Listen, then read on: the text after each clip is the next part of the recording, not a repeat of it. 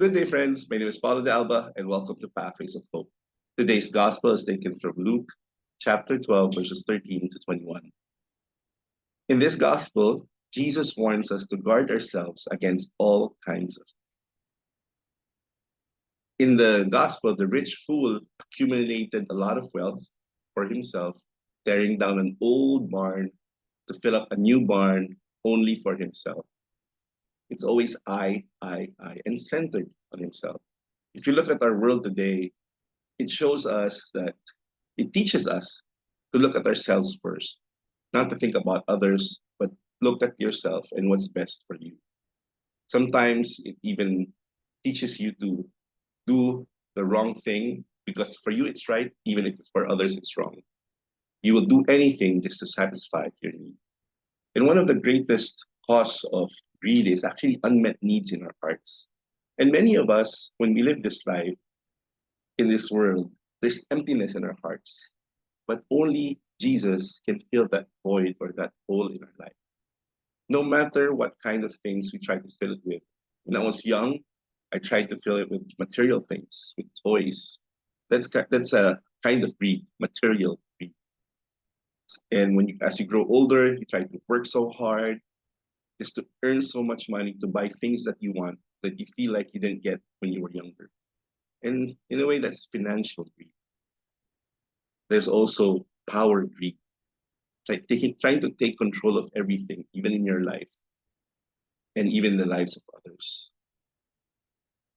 And there's also knowledge greed, even time greed. You can be greedy with your time.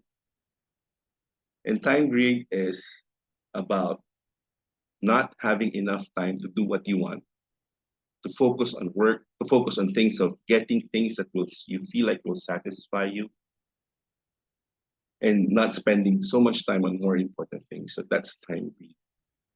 And of course, attention greed. You want all attention on you. And look at social media today. Many people want that attention on them. And it even combines a lot of the greed, financial greed, power greed, because all of these things combine in the social media in our world today. And this is what the kind of greed that Jesus wants is warning us to guard against. And when you say guard like a soldier trying to fight an enemy, because greed is truly an enemy. And as we fill our hearts with these things are temporary. It can give you joy, yes, but temporarily. In Psalms, it says, only God can suffice. Until we have God in our lives, greed will, unless we have God in our life, greed will continue to enter our hearts. So we need to stand against it, guard against it, because it's an enemy. Because why? Greed brings about stress, exhaustion, depression, despair, hopelessness, and even emptiness. This is what greed brings into our life. That's why Jesus gives us a warning to guard against it. What is the antidote to greed? The antidote is joy. Since Jesus or God is the only one that can suffice, and greed tells us to look at the self first, the self is the most important, the antidote is actually a paradigm shift to think about others first than yourselves. And so that's what Jesus wants us to do.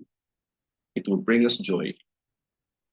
Greed robs us of joy, and we want the antidote to be joy.